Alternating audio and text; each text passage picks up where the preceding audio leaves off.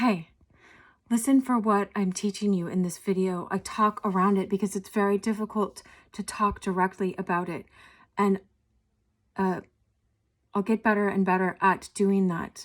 But basically, we're addicted to certain chemicals from reactions in our childhood that kept being produced in our body. And we keep doing things that unconsciously to keep producing those chemicals because those chemicals have grown familiar to us. But listen to how we teach about it. And I just so much want to free us from this so that we can leave all of these limiting patterns and behaviors and be our soul self, our whole soul. Much love. Hey, look, you guys, my name is Dr. Cheryl Meier, and I help people navigate through their spiritual awakening. Right now I'm out in nature, and we're going to learn something today. Incredible. Look at this tree. I came up to it. All these purple leaves are on the ground. I was running to the trail so I could do my video. But listen, I feel like, I have so much in me right now that I want to give away, that I want you guys to know, that I want you guys to learn. I just got back from Turkey. But let's get right into it.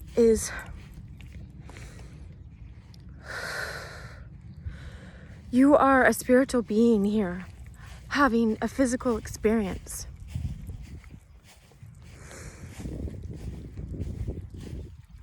What are you doing?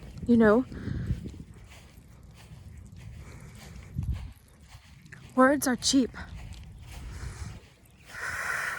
We can say all this stuff. There's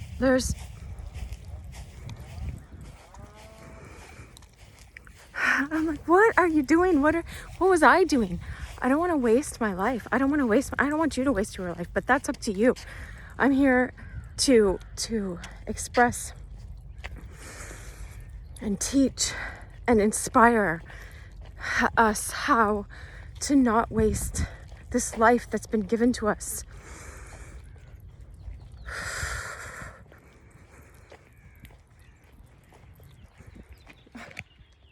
Sweet bunnies. All these animals just ran away when I was...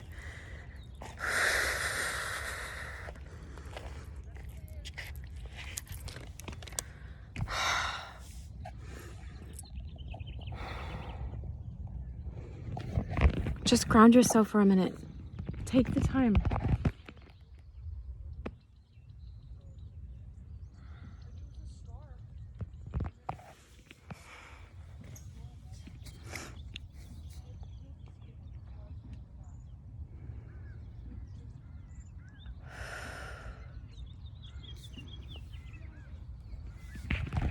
Wish I hadn't put any makeup on. Just ran out here so I could get this message to you quicker.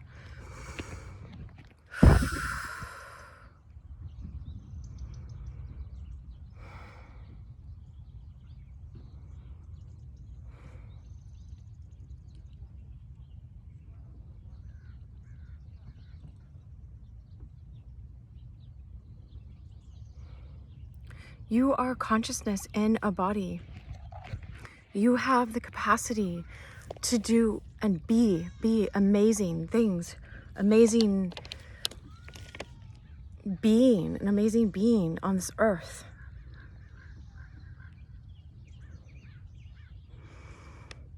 I think of a person that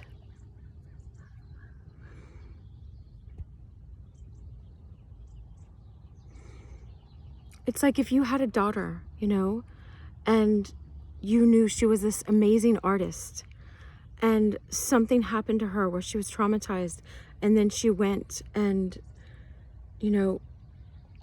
picked a job where she was taking off her clothes for people to get dopamine highs.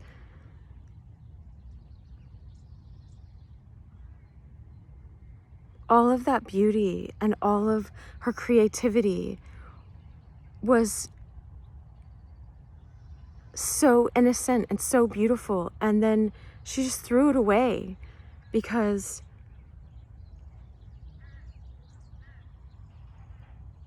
she didn't know that dream could come to reality. She didn't know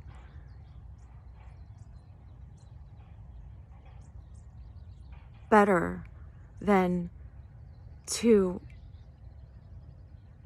just run after money and run after people using her.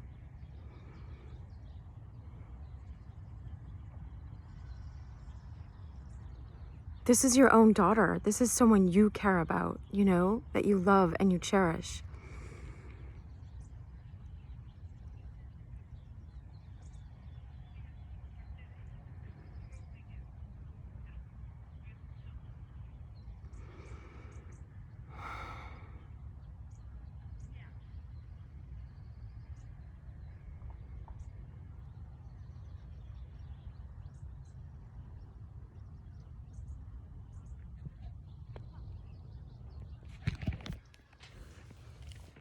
Or you not knowing your own capacities, you know, that you are a soul here. And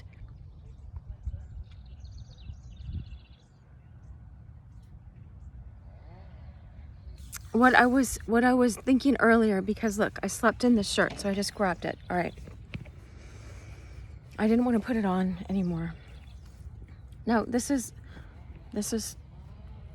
sold. Charlie gave the person permission, and I bought this from the person a long time ago.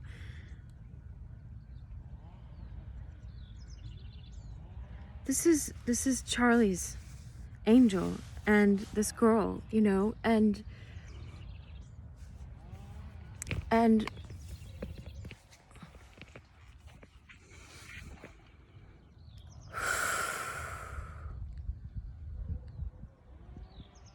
I think it's all out in public now. Like, Charlie was sent to boarding school when he was 5 years old. That's because that's what they did back in England in that time. Charlie and I connected after Elliot, before I got married.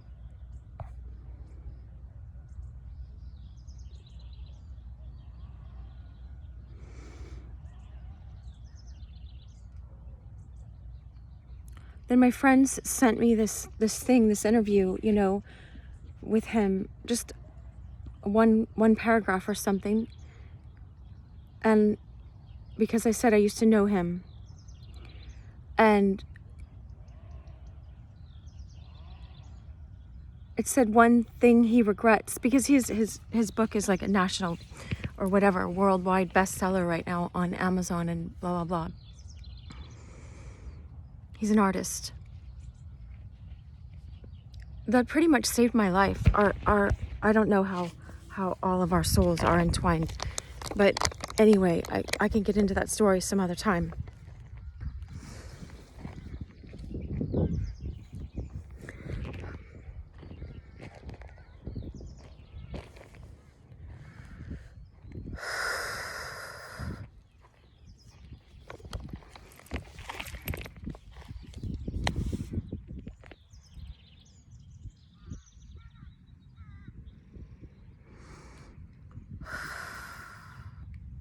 But think about the image of that girl on the ground, you know?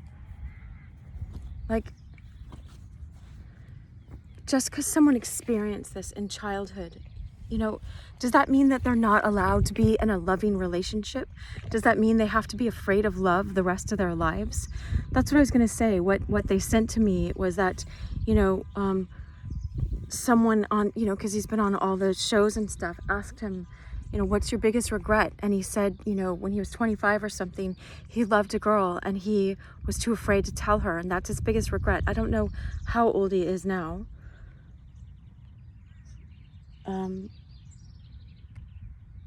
I never looked into how much older he was than me. Anyway, it doesn't matter. Nothing ever happened with us. We just talked and met because it was too scary to have a relationship. Too scary for me to pick a person at that time that was more available. and too scary. And I'm not saying that that wasn't about me, because he wasn't 25 when he met me. But regardless, he's just an example here. So you can, that's a public interview that's out there of him, you know, or I wouldn't bring this up. It's like, any of us really, you know, how long are we going to miss out on life and going for it and living from our soul, because we're giving our lives away to addictions? And I'm not talking just about addictions to plants and states of being. I'm talking about addictions to like, if I experience this kind of loneliness as a child, and that's what's familiar to me, then what I've been learning in all of these classes, I've been taking all these other classes on the side, because I want to understand this. I want people to be free. I don't want people to be locked in this and locked in lack of love, when you can have the fullness of love, when you are the fullness of love. Okay, so it's like what I was learning from Joe Dispenza, because I've been doing all of these online classes that I was required to do for one of his other classes, is that you have thoughts, okay? So let's say I had this experience in childhood, like Charlie going to boarding school at 5, you know, and wanting to be with his family or his parents or whatever, and not feeling safe. You know, you go into this primal brain where they said if they had rats in that state, then the rats would never try anything unfamiliar, because they were all of their energy is stuck in just survival, you know, and in fear, and so you lose your creativity, you know.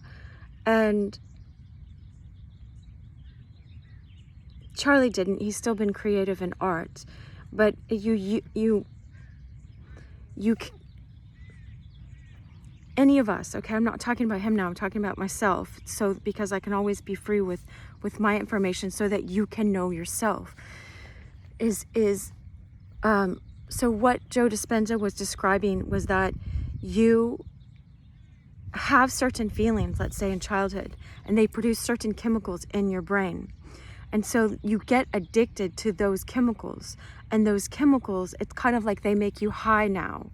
And so it's like how I used to describe it as a psychologist and what I'd learned before, because I learned so much. I always went to the best places of learning, because I have a passion for learning this and for knowing this. I don't want anyone to be stuck and locked in anything less than who you're meant to be, who I'm meant to be. Okay, so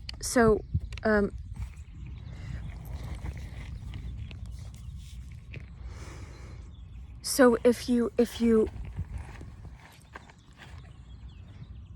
had these certain feelings of like loss and depression and loneliness and abandonment or whatever it is, you know, it's like you learn how to get addicted to those feelings, and as horrible as they are, you know. And so it's like what you'll do in life unconsciously, we do this unconsciously, is that you will keep provoking and finding situations that will make you feel that same way. And so like, it's not Charlie's fault, let's say, that he was sent to boarding school when he was 5 years old. His parents chose to do that, and he got that experience. And then I got it in my own way, and then I'm drawn to someone like Charlie or someone like Elliot, who's not available for me, who wants to be, you know. And then I experience my loss all over again of seeing this person that's like my parents, that looks like they have the potential to be present in a loving relationship, and then they bail, and then they can't, you know, and then they go into their fear, because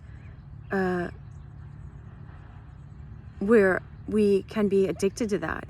And I went into my fear to choose someone that was unavailable. I remember even back then that my psychologist was like, look, if you wanted to date someone that was available, you would choose someone that was available. And I'm like, what? They come that way? You know, I laugh about it now, because I'm not worried about it anymore, because I have a different relationship with myself, and I love me, and I love this love from the divine, from divine, and I keep experiencing love in my outer life now. And but the only way that this could start happening for me, oh, there's a little bunny over there. I see his little ears. I don't know if you see him in the bushes. The only way this could happen for me was for me to go through this painful death. It's a death. And when Christ said, die to yourself every day and follow me, join with me on this path of higher love. Why do you think he said these things? Why do you think Christ, if he's this enlightened being, whatever you think he is, took the time to teach us these deep truths about consciousness unless he wanted to free us? He said, I have come to heal the brokenhearted, to set the captives free. It's like, I see these women that have amazing gifts, and they're spending their time giving them away to on-demand things so people can buy pictures of them naked. I'm not judging them. I understand now. I feel like I understand now. Like this woman that I'm thinking of is worth so much more than getting dopamine highs herself and then giving them to men, and distracting them from their true purposes, from their true being, who they can be on this earth. And us giving our lives, I understand, because it was like I didn't realize I was a junkie. I was a junkie to my own pain, to the chemicals that I had in childhood. Let me explain, is like what I was looking at, and it made sense. It resonated with what Joe Dispenza was teaching, was that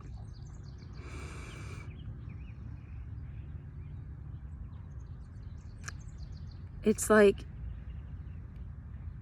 if I don't believe in the unseen, because in my childhood it was unseen to have that love and affection flowing to me and this deep presence way, how I have this sensitive, deep spirit, deep soul, and it wasn't reflected back to me.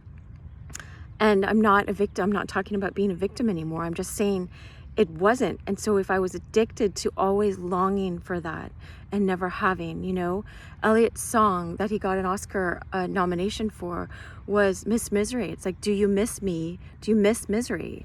Miss Misery, like MISS period. You are Miss Misery and I am Mr. Misery. And do you miss the misery that we had together? And misery is a miserable, able to be a miser with love. Withholding the love that you can give freely and you can have freely. It's free. All of us, you are love, but we don't know that. Talk is cheap. Like, we don't know that if we keep ourselves from the experience of love. And we keep ourselves from the experience of love because we are addicted to these old chemicals, these old patterns. If I don't believe that I can be loved and give love, true love, and recognize a person that's available and not available, and like peace out to the people that aren't available, like live your life. I wish you all so much love. I wish you so much love. All of you guys who are not available emotionally, I wish you so much love and healing. And so for all of us here that are left that want to heal this and want to move beyond that, that's who I'm talking about, is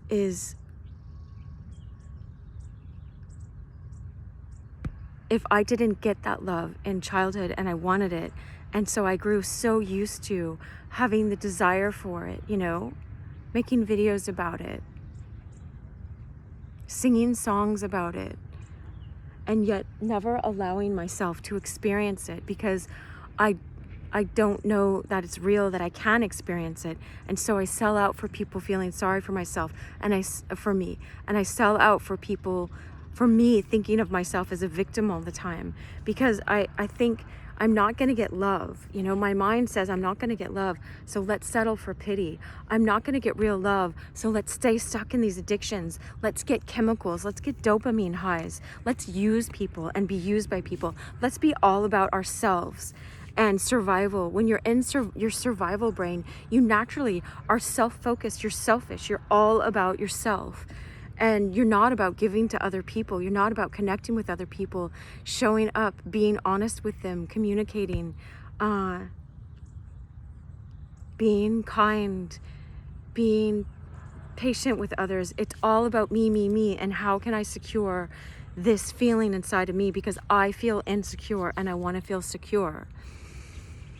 And I don't know that I am love. Like you are not your personality. You are this consciousness. You are like, it's like Teresa of Avila. She had this insight because she knew, she silenced herself and knew, because of her practice of this healing, if you want to call it, in her life, that she's like, Christ has no other body but mine now, no other arms and mouth and eyes. Like you have a high calling, a high responsibility. When I was meditating the other day, I think it's John 15. St. John is the mystic disciple, you know, and it was saying, Jesus was saying, you didn't call me, I called you, girl, I called you. And I commissioned you. I called you to a higher calling than this. You think I want you staying around stuck in this mess? No, I don't want you in that. Like, you're sitting here begging me for love. I've had love this whole time for you, and I've been doing all that I can to teach you how to find it. And this is what I've been doing, all I can to teach myself and teach other people how to find this, how to not be stuck. And so now look, if that feeling that I had in childhood produced certain chemicals, and I learned how to get high on those chemicals. And so I learned how to get high on staying with the familiar and being a victim and choosing people that rejected me and choosing people that didn't know how to show up and be present with me, because that's all I believed I was worth. Then I would keep reinforcing that that's all I believed I was worth. And I would keep getting a certain high from staying with that feeling, because your thoughts produce chemicals, and your chemicals are like the norm that you're used to. You know, why do you think Tina Turner stayed with Ike and let him beat her and let him cheat on her and all of these things? You think she wanted to do that? No. You know, she's the one that, what's love got to do with it? What's love but a second-hand emotion? All I want to do is go back and sing songs so that I can have all of this energy, all of this knowing that I know, and just convey it through my songs so that you can be healed. Because sometimes when I'm just talking, I just feel like it's not enough. There's not enough words. Like the words are so limited to express this passion that I have for people to be free, for me to be free, for my excitement to know how much more free I am. But look, what would happen, okay? What would happen for me, because I know this, because I've had to sit here and say no to going back to that same old pattern that I wanted to go back to so much. But I also know I'm worth more. So I'm like, no, forget that. I'm not doing that. And it's been really, really, really, really, really, really painful because, but I'm not identified with that pain. I don't care how much pain. I don't care about pain. I don't care how much pain it takes. If I'm doing the right thing and what's loving and where I'm called, and I'm freeing this inner being of my soul, and I'm teaching other people how to free your deepest selves, then I don't care how much pain it takes. But it's so much less painful than the pain of being addicted, or seeing Charlie, who's past his 50s now, you know, talk about something that happened 25 years ago. You know, I love that it's beautiful enough that he can express this, you know, this angel comforting and caring for this girl. But I'm sick of being this girl in this fetal position. I'm not willing to be that anymore, and not willing to be addicted to that. And I feel bad for him that it's more than 25 years later and that's his regret. Go love now, you know, go find that girl now. Maybe she's still freaking single. I'm not saying it was me, because I wasn't the love of his life, you know. Anyway, it doesn't even matter about the person that I'm talking about in this example. I'm talking about any of us, you know, you, me.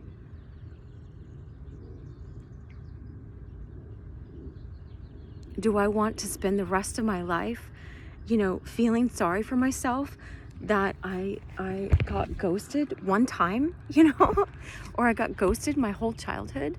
Like, who cares about my childhood now if I can die? This is the thing, though. This is why it's so hard, because Joe was saying, Dr. Joe Dispenza, I had never watched his videos before, and then I followed my intuition, and my intuition led me to this class, and this class required that you do these videos, so I'm going to respect his requirements. So I watched all these videos, and I still have more to watch.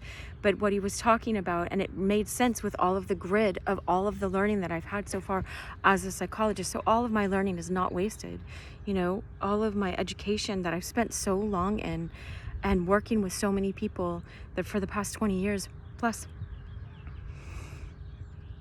I give it all away. I give it all. If I were king for just a day, I'd give it all away to be with you, you know, to be here with you guys, so you guys can be freed from this. So what he was saying is, like, if this was easy, everybody would be doing it. It's super easy, okay? So it's super easy, but it's like, again, this is our mind, you know, and our mind can't understand the things of the soul, and our mind says this is all there is, but there's so much more. Okay, so let's say that you're running around in this thing and addictions and giving yourself less than, and chemical dopamine highs, because you don't know what it's like. So the way he describes it, I love it, because the way he describes it is, if you let go of going back to this familiar place. The familiar is family, your family of origin, this familiar place, right? Then you feel like you're gonna die, because you're gonna be withdrawing from certain chemicals that you had your whole childhood, okay? You experienced childhood through the thoughts and the experience that you felt it all as a child. You took it all in, and you had these experiences. They produced neurochemicals in your brain and your body, and they produced this fear of the unknown and all this stuff. And so it's like, for me to let go of those patterns has been like withdrawing from the worst drug ever, you know? They said that Elliot was on heroin and stuff like that, and he didn't do it around me. He drank a lot, you know, but he was more conscious than any person I knew at that time. And he woke me up to higher consciousness. But yes, he was addicted to misery. And yes, you know, our relationship, it's so sad that it couldn't take off the ground, you know, that he kissed me the one time in Toronto, and we walked up the steps, and that he told me I was his first LA friend, you know, which is an Angelino, an Angelina, don't go home, Angelina, that he wrote a song for me. And yet I didn't get to have this experience of a longer relationship with him than the moments that I had, which were so deep, which changed my life forever. All right, I gotta go. My alarm went off. But, oh, in fact, I didn't check what time it is. I better walk back. I think I had the alarm 5 minutes before. Well, I get to have guitar lessons anyway. So it's beautiful. I'll get to put this in song. But so I want to wrap this up, is we are addicted to these old chemicals from childhood. And even, it's so strange. It's like choosing to get over them is like, it feels like death. And I had to go through this dark night of the soul. And that's what I want to help you go through it. Like, I have a million videos and songs, and I'm creating more songs too. I have this path now where we can do it in this beautiful, fun, artistic way, you know, but what it's cost me is everything. It's costed me everything. I've had to lose the person of myself as I knew her, and feel like I was gonna die to give up this crack addiction. I probably ought to take that part out, or else they're gonna, I don't know what the YouTube algorithms are when you say stuff like that. But it's, I don't care. Getting out my message is way more important than any of that stuff. I probably sabotage myself all the time because I want to teach this, and I don't care about the limitations. Anyway,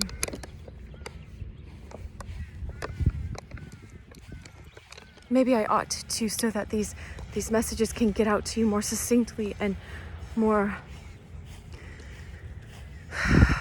you have to be shrewd as serpent, innocent as a dove, like very wise in how you do this, because they crucified Christ, you know. But it's not a victim, okay? So anyway, he wasn't a victim. He laid down his own life. Wow, wow, wow. All right, so what I'm saying in all of this is that, and what I was learning from Joe Dispenza is that you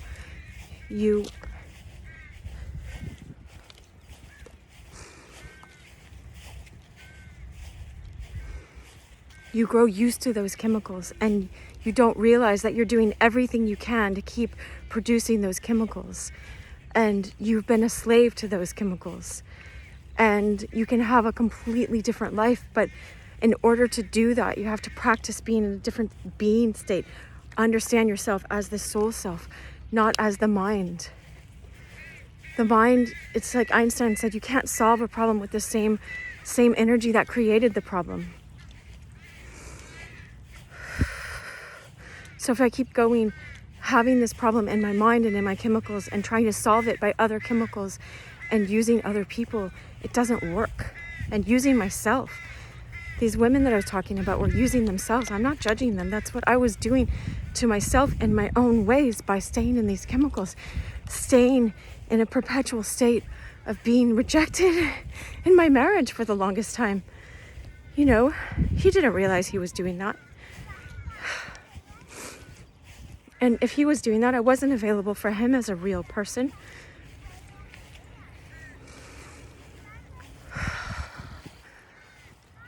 I'll say this more succinctly, but you're here now for a reason. You're here for a reason to hear this, to understand that this is what's going on. And we can find freedom, and we are freedom, but